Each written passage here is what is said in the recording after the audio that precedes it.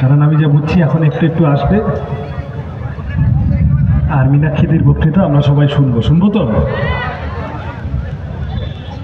এই বৃষ্টি, এই মিটিং হবে কি হবে না এই নিয়ে অনেক দোলাচল ছিল। তা আমার এক ভদ্রলোক বললেন মিটিং হবে, আমি বললাম হাওয়া দিচ্ছে তো। বললো সে তো যাদবপুর জুড়েই সিপিএম এর হাওয়া ভালো চলছে, অসুবিধা কি আছে, তাহলে চলো মিটিং হবে। আপনারা এত মানুষ এসেছেন, এর মধ্যে শেষ 4 দিন 5 দিন 6 দিন আমার একদম পরিষ্কার কথা, এই অঞ্চলের মানুষ কতগুলো তিক্ত অভিজ্ঞতার সাক্ষী, গত পঞ্চায়েত পৌরসভা ইত্যাদিতেও বুথ আঁকড়ে পড়ে থাকতে হবে। মানুষের কাছে যান, বাড়ি বাড়ি যান, রুজি রুটির কথা বলুন, জীবন জীবিকা, জিনিসের দাম, চাকরি, 100 দিনের কাজ, স্কুল কলেজ হাসপাতাল, এই কথাগুলো বলুন। বাড়ি থেকে বুথ অবধি মানুষকে নিয়ে আসার ক্ষেত্রে আমাদের পার্টি কর্মীরা সাহায্য করবেন। যে মানুষের কাছে মাইকের আওয়াজ পৌঁছচ্ছে তাদের বলছি, এটা Lok Sabha vote, central force, election commission, সর্বোপরি আমাদের পার্টি। মানুষ থাকবেন, কারো বাপের ক্ষমতা হবে না বুথ লুট করার। বুথ অবধি আসুন, দেখবেন সিপিএম এর হাওয়া যাদবপুরে 110 কি 210 কিলোমিটার বেগে বইবে, কোনো অসুবিধা নেই। আমি আমার কথা বাড়াবো না, ও বলবে, আমাদের দ্রুত লম্বা অনেকক্ষণ মিটিং করার স্কোপ নেই। যে মানুষ সাম্প্রতিক নির্বাচনগুলোতে আমাদের ভোট দেননি, আমার তাদের কাছে নির্দিষ্টভাবে আবেদন থাকবে, এইবারের ভোটটা সিপিআইএমকে সাহায্য করবে। তৃণমূল এবং বিজেপি এই দুটি দল একে অন্যের সাথে কোনো না কোনো একটা সেটিংয়ের মাধ্যমে জড়িত আছে, এটা পশ্চিমবাংলার সব মানুষ এখন বিশ্বাস করে। আমরা আগে ওই সব বিজেমুল টিজেমুল বলতাম, অনেকে বিশ্বাস করতেন না, কিন্তু এখন কোর্টও বলছে এত অল্প বয়সে কয়লা, গরু, বালি, চাকরি, লটারি সবেতে সমস্ত কালিঝুলি মেখে ফেলেছেন ভাইপো বাবু। তার ইডি তার সেই অভিযুক্ত সাংসদের অ্যাকাউন্ট, তার লেনদেন, তার ডিটেল জমা করতে পারছে না। সবাই বুঝতে পারছে, অরবিন্দ কেজরিওয়াল গ্রেপ্তার হয় বাড়ি থেকে, হেমন্ত সোরেন গ্রেপ্তার হয় বাড়ি থেকে, পাড়ার তৃণমূল যতই লাফাক বিজেপির বিরুদ্ধে, আসল কথা হলো হাজরা মোড় ক্রস করলেই পশ্চিমবঙ্গে ইডি, সিবিআই, এনআইএ সমস্ত কিছুর গতি স্লথ হয়ে যায়। তারা তখন পেস বোলার থেকে স্পিন বোলার হয়ে যায়। ফলত বিজেপি চায় তৃণমূল থেকে যাক পশ্চিমবঙ্গে। যতদিন না বিজেপি পশ্চিমবঙ্গের চেহারা পাল্টে দেওয়ার মতো করে তাদের ঘৃণ্য ষড়যন্ত্রমূলক রাজনীতি নিয়ে বাংলা দখল করার মতো করে হাজির হতে পারছে, ততদিন তারা চায় তৃণমূল থাকুক। কারণ বিজেপির বোঝাপড়া পরিষ্কার, বামপন্থীরা এবং কংগ্রেস বিজেপির অনেক বড় শত্রু তৃণমূলের থেকে। আর তৃণমূলও চায় বিজেপি থাকুক, দিল্লিতে বিজেপির জুজুটা থাকুক, তাহলে সেটা দেখিয়ে এখানে হিন্দু মুসলমান, বাঙালি ও বাঙালি করে ভোট দখল করার একটা প্রক্রিয়ার মধ্যে থাকা যায়। পরিষ্কার কথা। আমাকেও অনেকে জিজ্ঞাসা করছে যে আচ্ছা তুমি ভোটে দাঁড়িয়েছো, তুমি জিতলে কি হবে, কেন তোমায় ভোট দেব? আমি মানুষের কাছে নতমস্তকে বলছি, দেখুন 4 দফা 5 দফা হয়ে গেছে, খালি চোখে যা বোঝা যাচ্ছে বিজেপি আস্তে আস্তে পাতলা হতে শুরু করেছে। এসব গ্যারান্টি 400 যা বলে শুরু করেছিল, এখন সেই দেয়াল লেখাগুলো শ্যাওলা পড়তে শুরু করেছে, আর বিজেপি জেতার জায়গায় নেই। একটার পর একটা দফা ভোট হচ্ছে আর বিজেপির দফা রফা হচ্ছে, বোঝা যাচ্ছে পরিষ্কার। তাহলে বিজেপি দিল্লি থেকে চলে যাবে। কমিশনের ভোট শতাংশ এইসব কারচুপি যদি না করতে পারে, বিজেপি দিল্লি থেকে চলে যাবে। একটা বিকল্প সরকার তৈরি হবে। সেই বিকল্প সরকার তৈরি করবে এই ইন্ডিয়া ব্লকের মিটিংয়ে গিয়ে বসা পার্টিগুলো। আমি ভোট চাইছি আপনাদের কাছে নির্দিষ্ট কারণে। ইন্ডিয়া ব্লকের যে বিকল্প সরকার তৈরি হবে, পাল্টা সরকার তৈরি করলেই হবে না, সেই সরকারের একটা পাল্টা নীতি দরকার।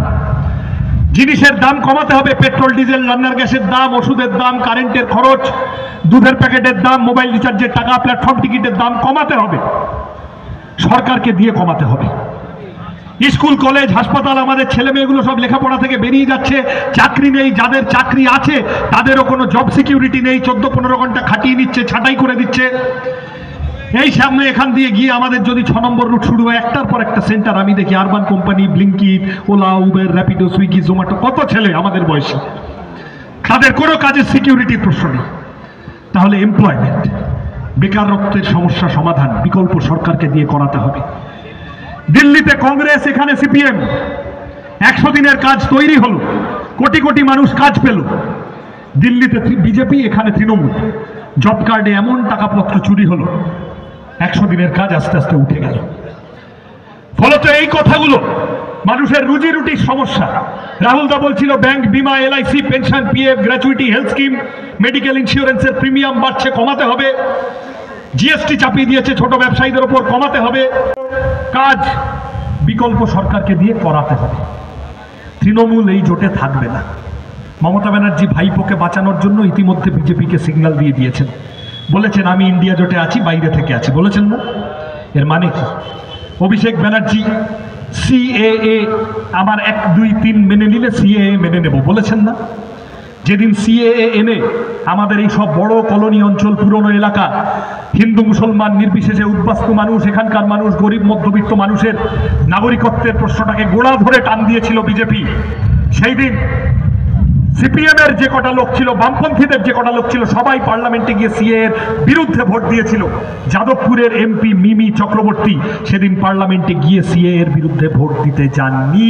8 জন এমপি যায়নি, তারা বিজেপিকে লুকিয়ে চুরিয়ে সাহায্য করে দিয়েছিল। যাদবপুরের প্রাক্তন এমপি মিমি চক্রবর্তীকে অবশ্য আমি বিশেষ দোষ দিই না। তিনি সেই বিরল প্রজাতির একজন। তৃণমূলের সরকার থাকাকালীন যে তৃণমূলের এমপিকে করোনার সময় তৃণমূল জাল ভ্যাকসিন খাইয়ে দিয়েছিল। ফলত নিজের পার্টিরই হাতে যিনি জাল ভ্যাকসিন খেয়েছেন, তার আজকে আবার আমি শুনলাম এই মিটিংয়ে আসার আগে কোথায় একটা মাননীয় মুখ্যমন্ত্রী বলেছেন যে আগের বার আমাদের ভুল হয়েছিল, এইবারে আপনার তৃণমূলের যে প্রার্থী দিয়েছি জিতিয়ে দিন। এরকম ভুল যাদবপুরের মানুষ গত 15 বছর ধরে সইছে, আর সইবে না। মমতা ব্যানার্জি এরকম হাত জোর করে বললে ভুলবে না, যাদবপুরের মানুষের মন গলবে না। গত 15 বছর ধরে একটার পর একটা এমপি এসেছে গেছে, আয়ারাম গয়ারাম, একটা পরিষেবা পায়নি যাদবপুরের মানুষ, একটা পরিষেবা পায়নি টালিগঞ্জের মানুষ, সোনারপুর, বারুইপুর, ভাঙড়ের মানুষ একটা পরিষেবা পায়নি। মানুষ তাই বলছে আমরা সক্রিয় কাজে থাকা লোক চাই এবারে যাদবপুরের জন্য। আমি পার্লামেন্টের, আমি বড় অনেক কথা বলতে পারি না, এমপি দুনিয়া পাল্টে দিতে পারে না, কিন্তু এটুকু বলতে পারি, পার্লামেন্টের ভিতরে যদি আপনাদের আশীর্বাদ দিয়ে ঢুকতে পারি, প্রথম দিন প্রথম বক্তৃতায় রাইট টু এমপ্লয়মেন্টকে ফান্ডামেন্টাল রাইট, কাজের অধিকারকে মৌলিক অধিকার করার দাবি তুলব। দ্বিতীয় দিনের দ্বিতীয় বক্তৃতায় বলবো আম্বানি আদানিদের থেকে 1%, 2% কর্পোরেট ট্যাক্স বেশি নাও, আমাদের স্কুল কলেজ হাসপাতালের চিকিৎসার খরচ, লেখাপড়ার খরচ সস্তা করো, আমাদের জন্য জিনিসের দাম কমাও, আমরা রুজি রুটির জন্য লড়ব। একটা এমপি 25 কোটি টাকা পায়, যাদবপুরের গত 3 বারের এমপিরা তার ধারে পাশে যাননি। শেষ যা কাজ হয়েছে, মানুষ এলাকার সক্রিয় এমপিকে পেয়েছেন, যে এমপি বাড়িতে লোক এনে বসিয়ে দরবার করে রোজ অষ্টপ্রহর লোকের কাজ করতো, সেই লোকের নাম সুজন চক্রবর্তী। তারপরে কোনো এমপি এ কাজ করেনি। একটা এমপি 25 কোটি টাকা পায়। এই মেট্রোটা গড়িয়া অব্দি এসেছিল সিপিএম এর দৌলতে, এবার এটাকে বারুইপুর অব্দি নিয়ে যাওয়ার চেষ্টা। ক্যানিং লক্ষ্মীকান্তপুর নামখানা লাইনে লোকাল ট্রেন বাড়ানোর চেষ্টা। এই উল্টো দিকে সাধারণ বাইপাস বামপন্থীদের কাজ পড়ে আছে, ফাঁকা পড়ে আছে, অসামাজিক কাজ হয়, সাধারণ বাইপাসের উন্নয়ন। আরেকটু ওদিকে গেলে জগদ্দল আইটি পার্ক, বুদ্ধদেব ভট্টাচার্য শিলান্যাস করেছিলেন। 13 বছরে ঘাস গজানো ছাড়া আর কিছু হয়নি তৃণমূল আমলে। আইটি পার্ক সম্পন্ন করা, হার্ডওয়্যার পার্ক, যাতে এখানকার ছেলেমেয়েরা এখানে বসে কাজ পায়, এখানে তাদের আর দূরে যেতে না হয়। তারপর আরো ওদিকে গেলে চম্পাহাটির ফ্লাইওভার, সুভাষগ্রামে ভাঙড়ে হাসপাতাল ভালো, ভাঙড়ে পূর্ব কলকাতা জলাভূমিকে পরিবেশকে রক্ষা করে উন্নয়নের প্রশ্ন। একটার পর একটা কাজের জন্য আমরা দৌড়াবো। যাদবপুরে বৃষ্টির জল ধরে রাখার জন্য জলাধার, আমাদের এই দিকে গড়িয়া এই 6 নম্বর রুটে একটা গণপরিবহন বাস বাড়ানোর জন্য লড়াই করব, আপনাদের জন্য লড়াই করব। আপনাদের প্রত্যেক দিনের বিপদে আপদের সাথে থাকবো আমরা, আমি থাকবো, আমাদের পার্টি থাকবে। আমি ওই সব ঘরের ছেলে ভলের ছেলে বলায় বেশি বিশ্বাস করি না, ওগুলো তাদেরকেই বেশি বলতে হয় যাদের রাজনীতি কম থাকে। কিন্তু এটুকু আমি বলে যেতে পারি, আমি এখানে থাকি, কাছাকাছি থাকি, যাদবপুরে থাকি। কাজ যদি না করি, আপনাদের সেই অধিকার দেওয়া রইল, বাড়ি যাবেন, হাত ধরে টেনে বার করিয়ে কাজ করে নেবেন, কাজ করিয়ে নেবেন। আমি কোনো 14 তলায় থাকবো না, আমি কোনো 20 তলায় থাকবো না, আমি মুখের রং মেখে আসবো না। আপনাদের জন্য আমরা, আমাদের পার্টি, আমির থেকেও বড় আমাদের পার্টি, সব মিলিয়ে থাকবো। রুজি রুটির লড়াইটাকে শক্তিশালী করতে পার্লামেন্টের ভিতরে বাইরে প্রত্যেক দিন লড়াই করব। এই চোর ডাকাতের হাত থেকে, তোলাবাজ দাঙ্গাবাজের হাত থেকে বাংলাকে লালঝান্ডাকে বাঁচাতে হবে, আমাদের যাদবপুরকে বাঁচাতে হবে।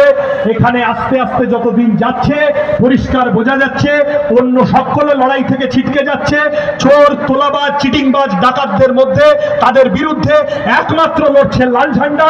তৃণমূল কংগ্রেসের সমর্থক যারা আছেন, যাদের কষ্ট হয়, দুঃখ হয় দেখলে, টিভিতে দেখলে যে তার দলের নেতারা 50 কোটি টাকা খেয়ে ঘরের মধ্যে পেট ফুলিয়ে বসে আছেন, আমি তাদের কাছেও আবেদন করব আপনাদের দলের নেতাদের সবক শেখানোর জন্য ওই দল ছেড়ে আসুন। লোকে বলবে 1 2 3 4, ওটা ভাল লাগে না শুনতে। সবাই মিলে আসুন, লাল ঝান্ডাকে যাদবপুরে জেতাই। বড় ফুলে ভোট দেওয়ার কোনো মানে নেই। বড় ফুল ভোট কাটাকাটি করে ছোট ফুলের সুবিধা করে দেওয়া ছাড়া আর কিছু করতে আসেনি এখানে। বড় ফুল আস্তে আস্তে দেশ থেকে পাতলা হয়ে যাচ্ছে, আর যাদবপুর তো ছেড়েই দেয়। যাদবপুরে বড় ফুল 4টে ভোট পাওয়া মানে ও হাতের তালুতে চুল গজাবে, আমাদেরও হবে না। বড় ফুলের গল্প নেই।